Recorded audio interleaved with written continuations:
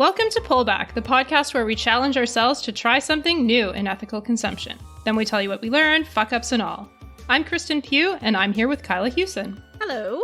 This episode, we are going to talk about winter gear. So all of the things that you need to keep yourself warm, except scarves and hats, because we will talk about wool next time. You were going to get into wool, I know, but then I guess it just became too big of a thing, huh? Yeah, it became too much. So I think for this episode, we're going to focus on winter coats and winter boots, which really are like the staples. You absolutely need both of those things to go outside in the winter. I think like the general background for people should be sort of like, if you're trying to look for winter coats and boots, we're going to talk about some of the ethical issues that are specific to that kind of garment. But you should also try to apply the advice that we used in our fast fashion series.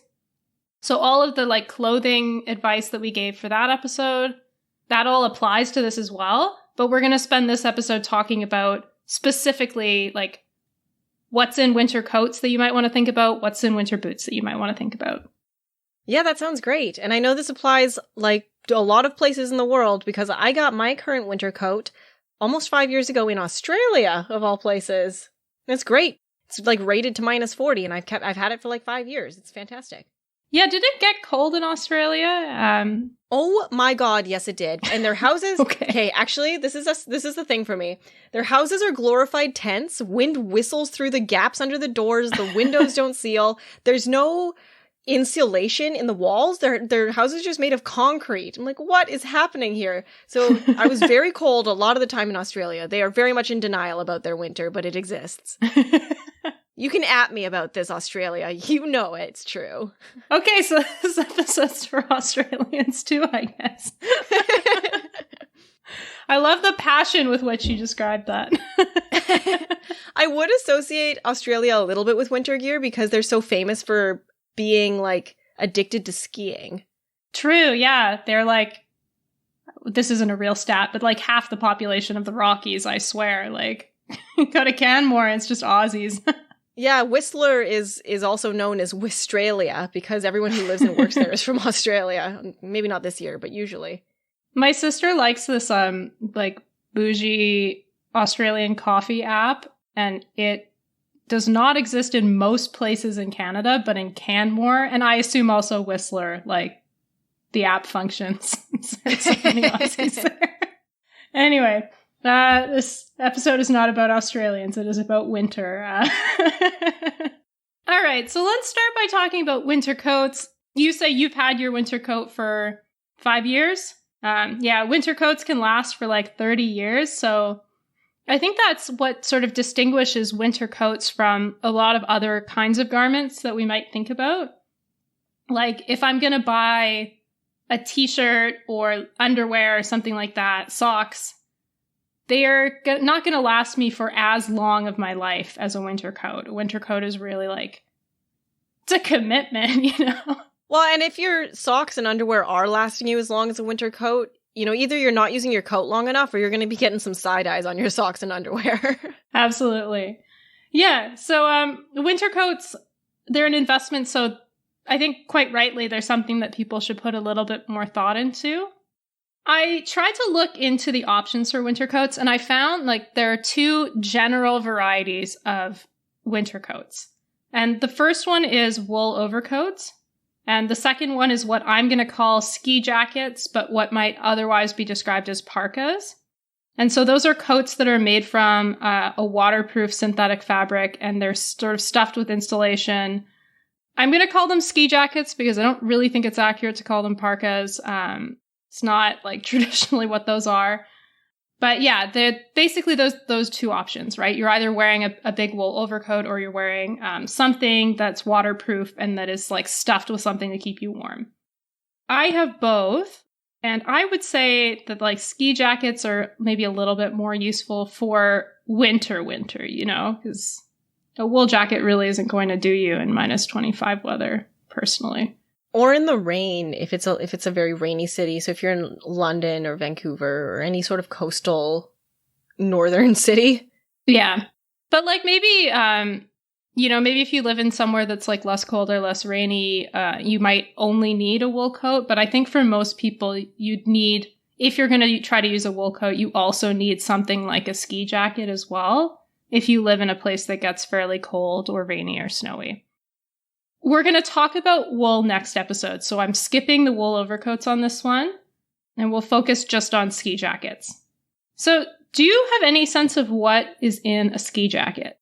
I know that my ski jacket, and please don't judge me too harshly, it is 5 years old, but it's full of down, which is not something I think I would buy again now, but because I already own it, I can't just throw it away because of that. It's stupid. So, and then I think it's got layers of synthetics, usually. I don't know, actually.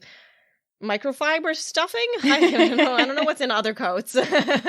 Yeah, so like you, before I started researching for this episode, I really didn't know much about what was in a ski jacket. I do know that mine as well is it's stuffed with down.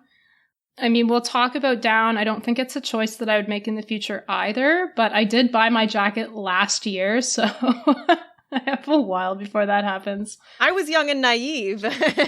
Yeah, I found it really difficult. I mean, we'll talk about some of the trade-offs with down, but I wanted a coat that was graded to really cold weather because it gets quite chilly in Ottawa in the winter. And so I opted for one with responsible down. Having looked into it a little bit more now, I might make a different choice, but I'll talk about it more. Well, you don't have to choose again for 30 years, so you're good. It's perfect. Yeah, so ski jackets, they are made primarily using synthetic petroleum-based fabrics. So that's, like, even if you have down on the inside, it's some kind of, like, plastics-based fabric that is in, like, most of the other stuff in the coat. So when you have, like, a typical ski jacket, it's got two main components. The first one is the inner insulated jacket, and then there's the outer windbreaker, which is typically waterproof, and is, like, its main function is to cut the wind and to keep you from getting wet. So the inner insulated jacket is made with a nylon lining, and then it's stuffed either with down or with a synthetic insulation, which is also plastic-based. Then the outer layer is usually made from a waterproof plastics-based synthetic fabric. So it's like plastic encasing plastic encasing plastic, or plastic encasing plastic encasing feathers. That's what a coat is. I want to talk about some sort of like general tips for choosing an ethical winter coat first. And then after that, we'll talk about the main issue, I would say, which is trying to decide between animal down and synthetic insulation. That's sort of the main debate when you're looking for ethical issues in coat production. In terms of generally choosing an ethical winter coat, as far as I know, it is impossible to find a ski jacket that's plastic-free. Right now, there's no good alternative to synthetic fabrics or like for waterproofing and wind breaking, so unfortunately, there's no option to get away from plastics when you're trying to buy a ski jacket. You can buy, if you're looking for a wool overcoat, that is an option. Those can be made plastic-free, but they don't serve exactly the same purpose, so I don't think it's really fair to compare them. So I think it's probably the best you can do is just to follow the principles for ethical clothing more broadly.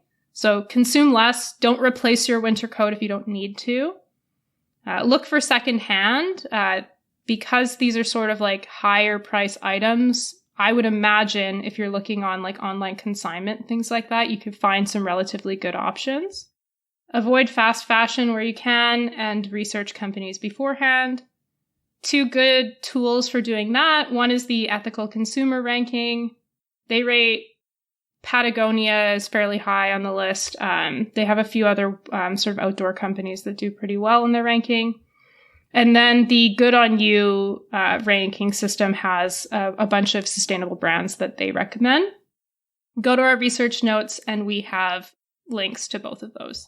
So then once you've found a coat, the next recommendation is basically try to make your winter jacket last as long as it possibly can. As I mentioned before, a good target is to try to get your coat to last 20 to 30 years. And you can do that by just taking care of your coat really well. So In terms of cleaning, it's sort of recommended that you clean your coat at the beginning and at the end of the season. Good On You recommends using a professional wet cleaning service rather than dry cleaning. We'll have to do an episode on that in the future, but dry cleaning, it isn't super great for the environment because of some of the chemicals that are involved. So wet cleaning, they say, is preferred over dry cleaning, but either way, cleaning once at the beginning and once at the end of the season can sort of protect your coat. They also recommend putting it in a garment bag at the end of the season. I'm not sure. I think it's just, that's mainly just to repel moths and things like that. But it's another option. Otherwise, just sort of let your coat dry out. Try to keep it in a relatively well-ventilated place so that that's a little bit easier. And let your coat sort of hang on good wood hangers so it doesn't get stretched out. So yeah, take care of your coat. All right, should we talk about animal down? Yes. Is it as bad as I think it is? Yeah, it was pretty gross, but I'm going to not put a lot of the details in this because, no. Okay, cool. Take Kristen's word for it. It nasty. Yeah, you can find stuff on the internet. It's pretty revolting. I felt pretty nauseous while researching this, but I won't subject you guys to the details. So, the basic problem is winter jackets need to be warm, which means that they need a good insulator. And although there are synthetics available, a lot of winter jackets are stuffed with animal down. Down, for those of you that don't know, I guess I didn't really know this in detail. So down refers to the plumage that's found underneath the exterior feathers of geese and duck. So it's not the outer feathers, it's sort of like the fluffier stuff underneath. Although sometimes the outer feathers are used as well. And down is used to insulate a whole bunch of things. So jackets, but also things like comforters, pillows, and sleeping bags. And as you might imagine, down production is not especially nice for the birds. What? It's not great for them. No. No. You're telling me? Yeah. I know it's shocking that any form of animal agriculture is bad for the animal, but it's not great. So yeah, one of the questions that you should think through when you're choosing a winter jacket is whether you want to go with a coat that's insulated with down or whether you want to go with one that's insulated with some sort of synthetic insulation. And that, I guess, boils down to whether you think there is any form of responsible down that exists. So I tried to look into that question. And also, I think it is important to note that coats are not primarily where down is being used. It's actually a pretty small proportion of the down industry. So most down is being used for bedding, so pillows, comforters, that sort of thing. It's about 90% of the industry. However, jacket producers have actually been leaders in responsible down because they're sort of have more brand visibility. You know, you think through buying a fancy ski jacket more than you would think through buying a pillow, usually. So down, whether they're used for jackets or pillows or duvets, they are often extracted by plucking live animals. What? Yeah, not always, but live plucking is a fairly common practice. Why? Wouldn't it be easier to pluck something that's already dead? Yeah, you would think. But essentially, from what I was reading, it produces slightly fluffier down if they're plucked while they're alive. Oh. And also with geese, you can sometimes pluck them more than once. It's a painful and traumatic experience to be plucked alive. I would I don't know if this feels exactly the same, but it seems to me to be pretty similar to if you were flaying a person, it's not nice. So you probably don't want to be doing it while they're alive. And that's generally where the industry's going, because it's really, really mean. So beyond the issue of live plucking, so that's a huge issue in responsible down. We also have to think about the conditions in which these geese and ducks are living more generally. And that means confronting our good old friend, animal agriculture. So it's important to know that down is it's a waste product fundamentally. So nobody is going out and farming ducks and geese just for their down. they're being used for meat production, and then the feathers are sold as a byproduct. So it increases the profitability, but it's not the primary thing that these animals are being raised for. So you have to think about the conditions in which they're being farmed for meat. And from what I was able to find, geese and ducks are quite often factory farmed, which means that they're living in cramped, uncomfortable conditions, and they're never getting to live that full, like, ducky life or goosey life. And then they're plucked alive before they're killed and eaten. Cool story. Yeah, and there's another special problem for geese and ducks, which is that because they're often cultivated for foie gras, they're oftentimes the victims of force feeding. So, yeah. So in addition to just being in factory farms, you also have to worry about, like, the geese and ducks being force-fed to an extent that they're unhealthy and, like, really uncomfortable for them. And then they're, in a lot of cases, plucked alive as well. So there has been a movement on the issue of live plucking in the last decade. That movement, as far as I was able to tell, was spurred in 2011 when PETA did this investigation that found Patagonia was sourcing down from a facility that was using live plucking. And Patagonia immediately freaked out. A lot of other producers in, like, the outdoors market also paid a lot of attention to the issue because their consumers were really upset about it. Yeah, it's a bad look. Yeah. And so that prompted them to sort of take action on animal welfare and down production.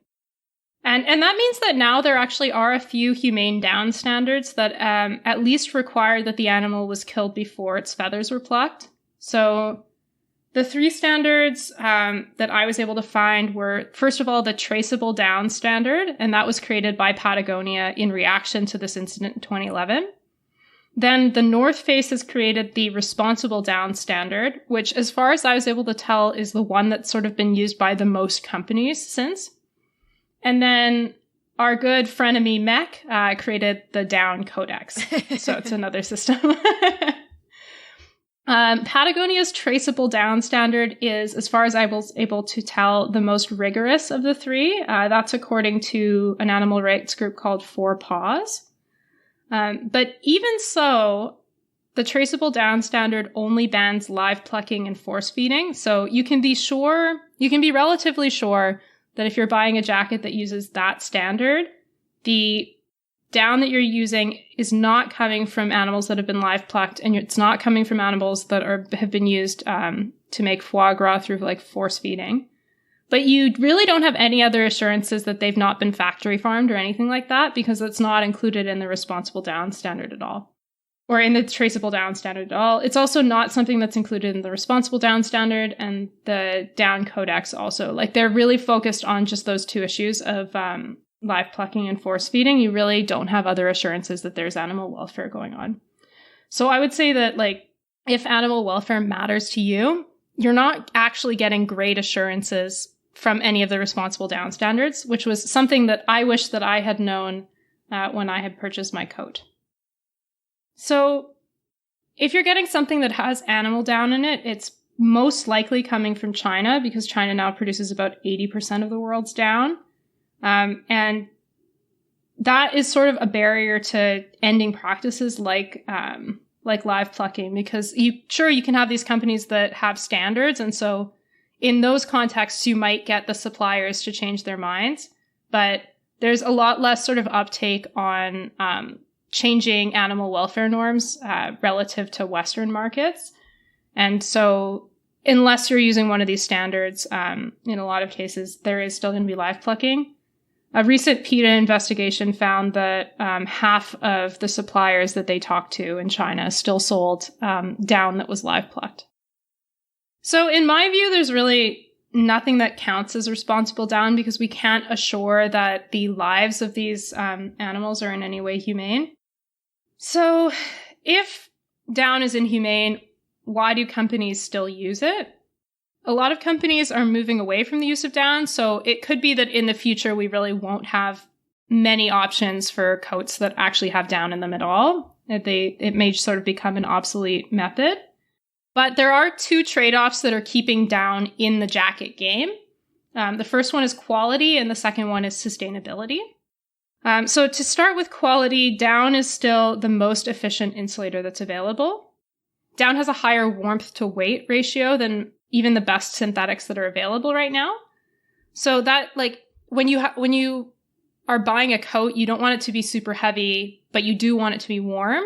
So having an insulator that is light, but also a good insulator is really important. And synthetics right now just aren't quite as good as high quality down in doing that. Although, like, the gap is narrowing, and synthetics now are more or less comparable to medium quality down. And in addition to that, they're also generally cheaper. So if you're buying a cheap winter coat, you may have all these other problems of fast fashion, but probably you're getting synthetic down. So you don't have at least the live plucking issue, probably. So there's that. So the quality of synthetics is improving, and I think in time they're going to overtake down from a quality perspective, but it's just not there right now. So I think the question that people have to ask themselves when they're choosing a winter coat is whether it's really important to have a coat that's slightly warmer or slightly lighter.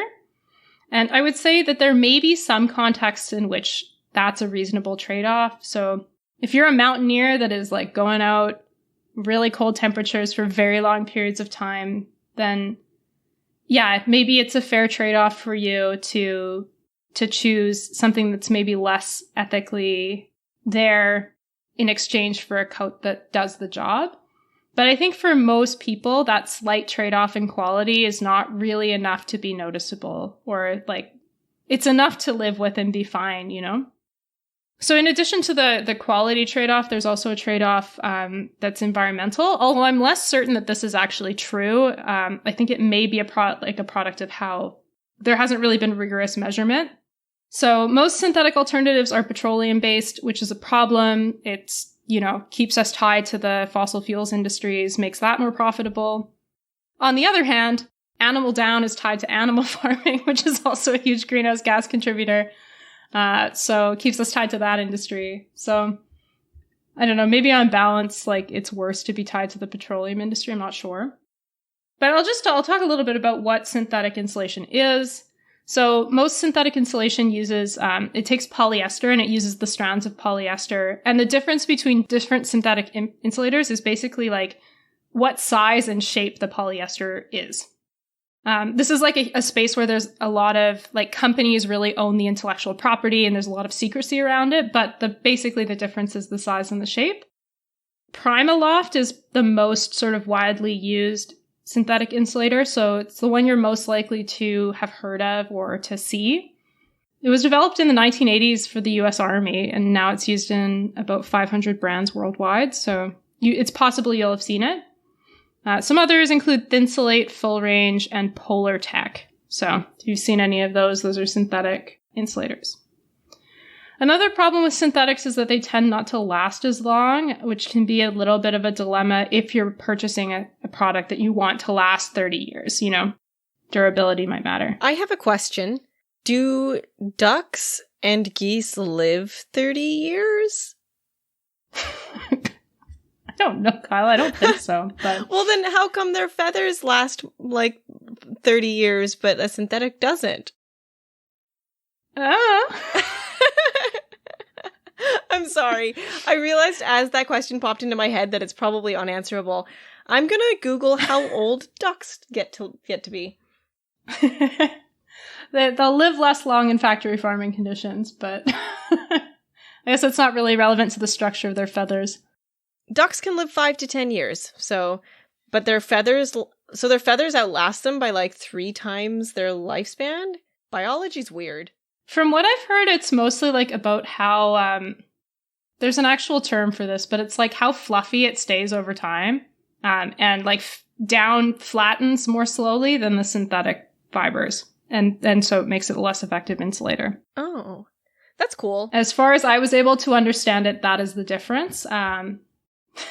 Correct me if I'm wrong, listeners. I've also just Googled, and a Canada goose can live to be 24 years old. So there you go.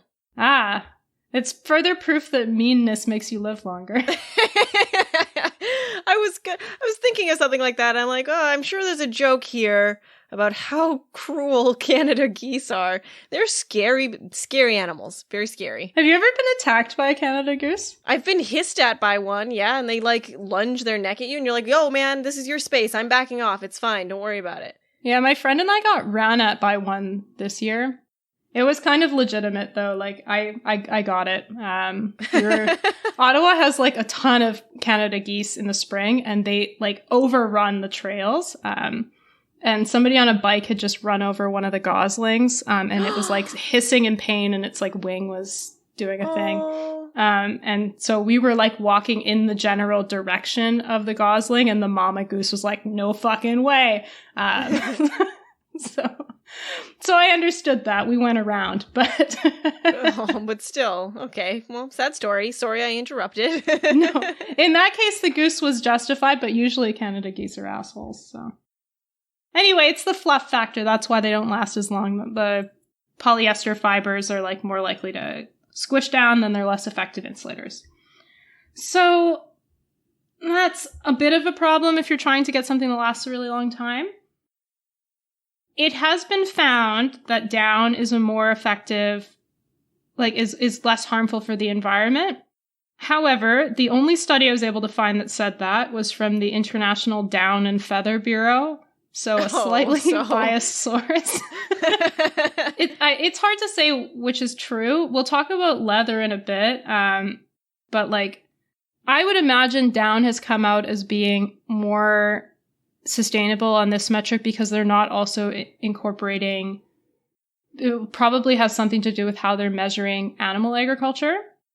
Or it may be the fact that geese production is slightly less harmful for the environment than cow production. Because leather, we'll talk about that with synthetic leathers, but leather is actually like much worse for the environment than synthetic leathers, even though synthetic leathers are also made out of petroleum products. So I'm not quite sure why the balance comes out the other way on this one, but it may just be that like cows are really bad for the planet. I don't know. Well, I mean, that probably checks out. Yeah. But yeah, so this one industry association study did find that down is on a per ton basis more sustainable than polyester. I would like to see an independent source verify that, but that's the only study I was able to find. You can kind of offset the difference to a certain degree by finding a synthetic down that uses recycled polyester. So that way, at least you're getting two uses out of the polyester.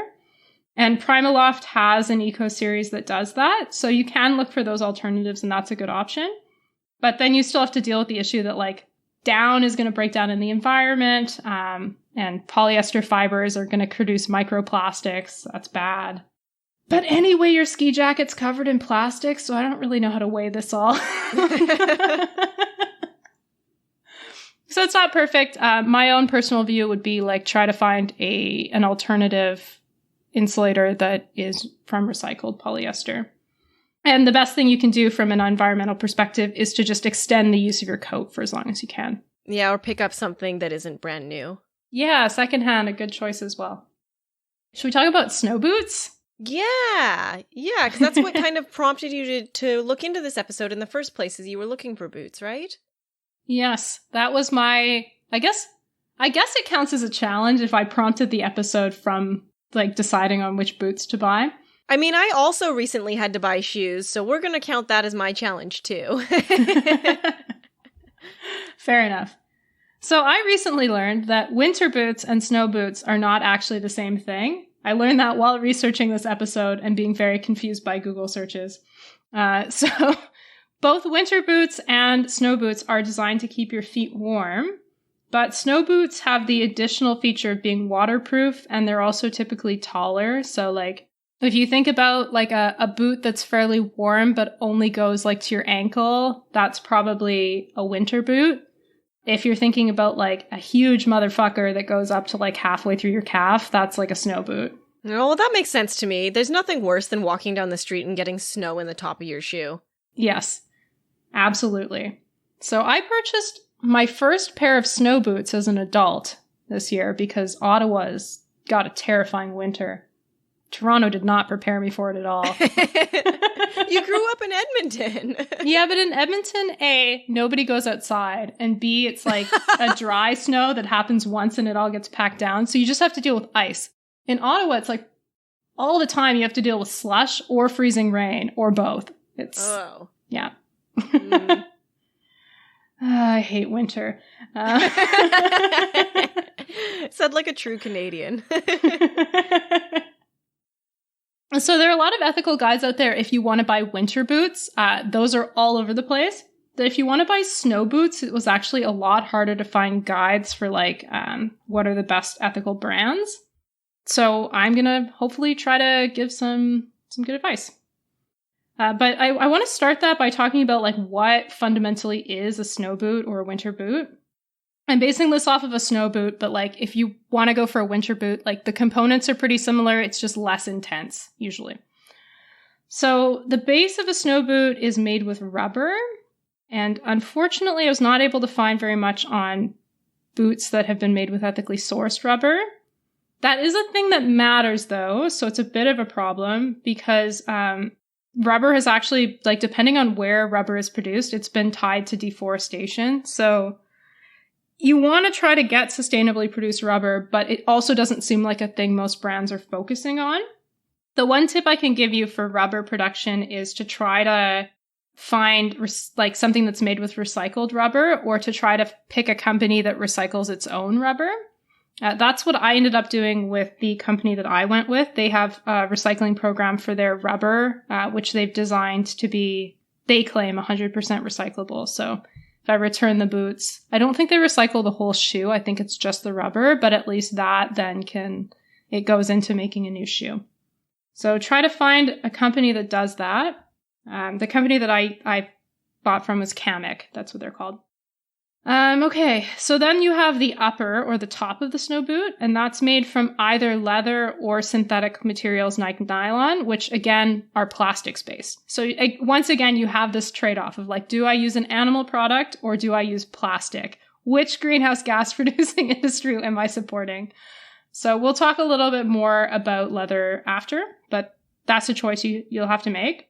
And then there's also a really important component of winter and snow boots is insulation. So again, that's something to keep you warm. And in this case, it's usually not down because that doesn't work so well with shoes. So you're usually choosing between a foam, a synthetic fleece, or sheepskin. So once again, you have this like plastic versus animal debate. You have to choose one of the two. I'll talk a little bit maybe about my shoe purchase and how I thought it through, and then we'll talk about leather. Yeah, I think that's a good idea. Anything to push off talking about leather. So I ended up going with a pair of vegan winter boots because I learned from my mistakes. And I didn't make the same mistake I did with my coat. And I chose a company called Kamek. My one drawback with them is that I'm fairly certain they're using an indigenous name and they are not indigenous owned as far as I could tell. So that's not great. But they are like a company that's been around for a very long time from Quebec. So, I guess I'll maybe give them less shade for picking an indigenous name like 100 years ago. That's doing that today is considerably worse. They also seem to be pretty committed to sustainability, which I liked. So in addition to having that sort of recycling program for their rubber, they're also working toward a zero waste production facility. So they do things like the water that they're using in their production process, they clean and reuse, things like that. So I was fairly convinced that sustainability was important for them. And I liked that they have like a specific vegan feature. So not all of their boots are vegan, but it's like really easy to find vegan boots. So that's why I went with them. You said you bought shoes. Do you want to talk about that for your challenge? In the years since we started doing this podcast, I have found making decisions a little bit easier, which I was kind of expecting the opposite to be the case. I was expecting the more I know, the more paralyzed with indecision I would be. But I don't know. I feel like I'm making better choices this year. So when it came to these shoes, even though we weren't doing an episode, I still went out of my way to kind of pick what I felt like was a good company. I bought Vessies. I don't know if you know them. They're famously waterproof. They're like the most waterproof shoe you can buy, which I think officially makes me a Vancouverite. Definitely does. Oh, I've definitely seen these advertised to me on Instagram, yes. Yeah, they're very much like the millennial shoe right now. So I went to their website and kind of was looking for if they had anything about their sustainability, and they do. They have it in their FAQ. So I'll just read you what they say about themselves. I don't know how trustworthy that is, but they're a pretty big, like they grew very, very quickly. They started with a Kickstarter, I think. So for the most part, they're popular because they're just really well made and they're extremely waterproof. I love walking through puddles. It's a joy. This is what they say about their eco-friendliness. Typical manufacturing processes consume large amounts of energy, water, and material trim through processing, dyeing textiles, and cutting. Sometimes animal products are used in raw materials such as glue or accessories, which makes the process even less sustainable to the environment. At Vessi, we wanted to change that. We recognize the impact that our industry has on the planet. That's why we've developed mindful manufacturing practices to reflect our values. Vessis are 100% vegan, with each pair made with 30% less water, 600% less energy consumption, and less material trim waste by 97% in comparison to conventional practices. And last but not least, we developed our waterproof layer Dymatex, which is a membrane made from polyurethane with millions of pores small enough to prevent water molecules from entering and large enough to allow heat and moisture from our feet to escape. This means we achieve a lifelong waterproofing quality without a harmful chemical or coating. We care about the planet and aim to help reduce the carbon footprint left by our industry one shoe at a time. So all of that sounds good. I would love to see where they get their numbers from, but it seems it's something that they obviously know that their customers care about. But again, it's a petroleum product, so what are you going to do? Yeah, but I just don't think you can't. We have no options for waterproofing right now that don't involve plastics. So as far as I'm concerned, I think we should be promoting plastic alternatives where they exist.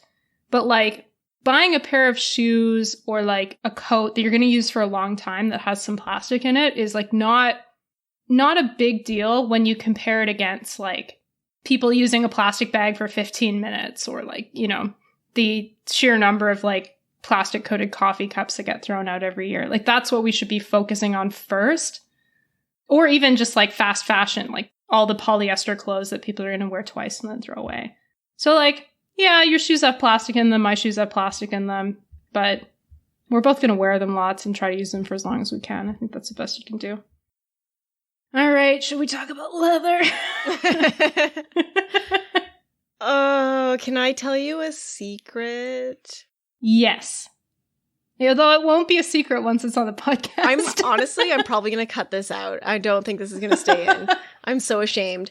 I went to a consignment store for the first time ever. I didn't really know what they were, and I walked in and I was like, oh, this is a very fancy secondhand shop. And they were having a sale, and I bought a leather handbag. And it's the first time I've ever owned one. And it was really nice, and it's from a brand that I love, Kate Spade. And I was like, oh, should I do it? This is so evil. And I'm like, but it's secondhand. And I'm like, but you're still supporting the industry. And I was like, oh, but I need a bag. And I've been looking for one for a year. And I really like this one. So I bought it. And I have some shame. I don't know. I don't think that you should have shame necessarily. I mean, everyone's values are going to shake out slightly differently on leather. But you're not vegan, So buying secondhand leather kind of addresses the environmental issues because really you're extending the life of something that already exists. So I think there's a lot of gray area in secondhand leather. At least environmentally, it's not a bad choice necessarily if it's secondhand. And on animal welfare, I actually don't even really think that animal rights activists would have a huge issue with it. Definitely a lot of animal rights activists wouldn't want to be promoting leather in general, but I don't think they're really going to focus their ire on people buying secondhand. So personally, I don't have an issue with it. Yeah, it's a really tricky one. Even my boyfriend is a vegan, and he was like, I don't want to touch your bag, but damn, it's really nice. And I was like, I know, right? And I've never owned a nice purse before. I'm always I don't know. I was like, look, I'm turning 30 soon. And this is a gift to myself for 30-year-old Kyla, who is a grown-up woman who dresses like a real person and doesn't wear a backpack everywhere. And not like a nice backpack either. I was wearing like a school backpack I bought at Staples. Yep, same. I do not own a nice backpack. Well, it is nice. It's a hiking backpack I've owned for 6 years and it works very well, but it's not fashionable at all. Yeah, mine wasn't nice and it also wasn't fashionable. And I don't know, I keep buying new bags that are like not necessarily new, but I keep replacing bags because they're falling apart, because they're cheap and shitty usually, or they're just so ugly and they don't look good the next year. And I'm like, oh. So I got a black bag that's going to look good forever. Yeah, I mean, I think that's actually a really good lead into leather, so I hope you keep this in. But yeah, leather is one of the huge advantages of leather is that it's durable. So it's an item that you can keep for quite a long time. You can keep, particularly in relation to synthetic leather. Synthetic leather breaks down a lot more quickly. All of these kinds of guides that we put in, you have to put into context with like what you're using it for. Having said that, on leather, the scales are so like tipped in favor of synthetic leather that like probably you should never buy anything with new leather. I own Blundstones, so I'm like guilty of this too. But you know, leather's, as we'll see, it's real bad. I think all we can do is try to be better. You know, it's okay to be guilty sometimes. I'm guilty right now, but I love this bag. So you know what? # no regrets. Yeah, I have a friend who has an 80% good rule. This isn't for ethics. This is just the way she lives her life in general, where she tries to be good 80% of the time, and then she gives herself 20%. I kind of think that's a way you can approach ethical consumption, because we're not going to be perfect. Anyway, leather is still bad, so let's talk about how leather's bad. So I wanted to apply that same kind of question I applied to down. Is there such a thing as responsible leather, or is leather in all cases bad? Start by talking about just giving some background on leather. Footwear is actually a huge industry for leather. About half of the leather that's produced is then put into shoes of some kind. And leather is kind of similar to down in that it is a byproduct of meat production. So the leather that we buy comes from a bunch of different kinds of animals, but the most common is cows. You might also have leather that's made from goats, pigs, and sheep. Those are other common sources. And then, of course, you have like the Paul Manafort style, like really exotic animal leather. But like usually that's not what winter boots are produced with. So I'm not going to talk about that today. What kind of exotic animal? Is he wearing like rhino or something? God, I can't remember. He had some kind of ridiculous vest. Ostrich vest. That's what it was. Fuck that guy. I couldn't remember because there's also that bit in The Simpsons where he has like a gorilla vest, and people have made fun of Manafort for that. I'm like, was it gorilla or was it something else? It was ostrich. Anyway, most leather is not from ostrich. It's from cows, alternately from goats, pigs, and sheep. Those are the animals, but mostly it's from cows. And most cow leather comes from either it's the hides of cows that have been killed for meat already, or it's the hides of cows that have been killed because they're no longer useful in dairy production. Either way, like, they're getting killed not necessarily because of leather production, but leather does account for about 10% of an animal's total value, so it's not a negligible thing either. Leather does contribute to making animal farming more profitable, but it is a byproduct. So the other thing to keep in mind is that most leather is produced in countries with animal welfare laws that are even weaker than the like really bad animal welfare laws we already have in Canada, the US, and the EU. So there is no welfare standard applied to leather, or to the way the animals are living before that. After an animal is skinned, leather production is made up of 3 different steps. So there's preparation, there's tanning, and then there's crusting. So depending on how the leather is going to be used after those 3 steps, there may also be like a coating that's applied to it. It's actually like a fairly involved process. And that matters environmentally because the actual leather tanning process is part of the reason that leather is shitty for the environment. So leather is an environmental problem because it's linked to animal agriculture, and so it's a huge source of greenhouse gas emissions and water pollution and deforestation. That's all true. But leather production has a huge environmental impact because of the heavy use of polluting chemicals in the tanning process specifically. Had you ever heard of tanning before? Do you know what tanning is? I've heard of it. I think I know what it is. Does it have something to do with coloring it or with stripping the hair off of it? Yeah, so tanning is basically like treating the leather so that it doesn't go bad, Oh. so that it lasts a long time. Was I with you and we were in Newfoundland and we went to that like old Viking village and they had, was it seal skin hanging out? Yes. And they were like treating it in the old fashioned way. Yeah, I missed that because I had to go pee, but... Oh yeah, that's right. And then you asked me, you were like, oh, can you describe to me everything that you just learned? And I was like, nope, I didn't retain any of it. It was very interesting though. I'm so sorry. Yeah, so I couldn't find out specifically what like historically tanning was, but I should know. I learned in that village, but I don't. It's out of my head now. I know part of the historical leather making process was like leaving it out in the sun. I just don't know if that's what tanning comes from. But today, tanning is treating the leather so it doesn't decompose, and it's done today by like applying various chemicals to it. And there are a bunch of different methods that all seemed very complicated, so I didn't look into it all that much. But in most of the cases, tanning processes use polluting and even in some cases toxic or carcinogenic chemicals. And then those get released into the air, into the ground, and into the water supply. So it's environmentally bad for that reason. For the same reason, working conditions on tanneries are also really bad. It's really, really not a safe place to work in a tannery because there's all these chemicals being applied in the process, and because in a lot of cases, tanning is done in places where there aren't very strong labor laws. In a lot of cases, people are exposed to those chemicals or other dangerous conditions as part of their job on the tanneries.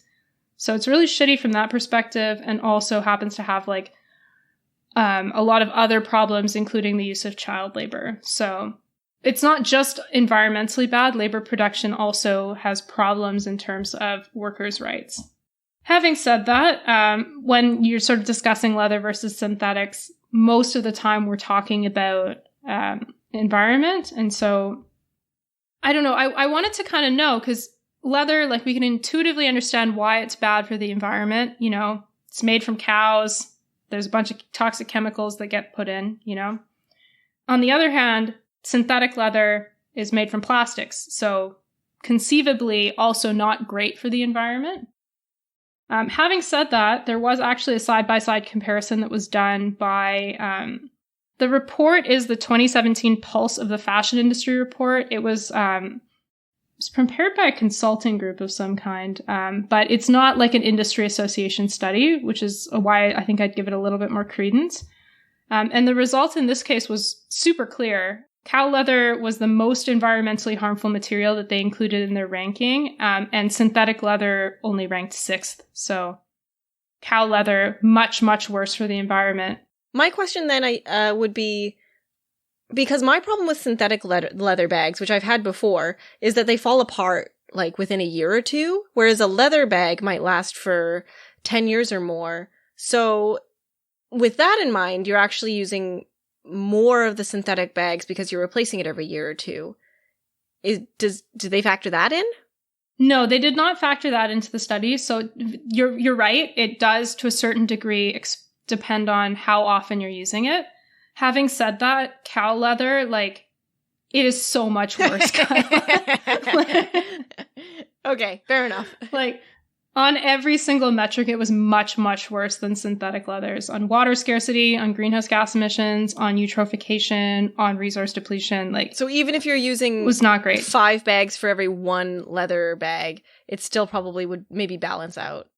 If you're genuinely doing like a 5-to-1, it might make sense to get a leather bag. But like, you could also just get a non-synthetic leather. And also, like, I don't genuinely know how long This was another thing I wasn't able to find because in a lot of these cases, these questions haven't really empirically been explored that much. So like, if I'm getting the average winter boot that uses a nylon upper versus a leather upper, like which one's going to last longer? I don't know. Like, I don't really think anybody's studied that, right? Also should note nylon did much better than cow leather on the environmental ranking as well. So I don't know.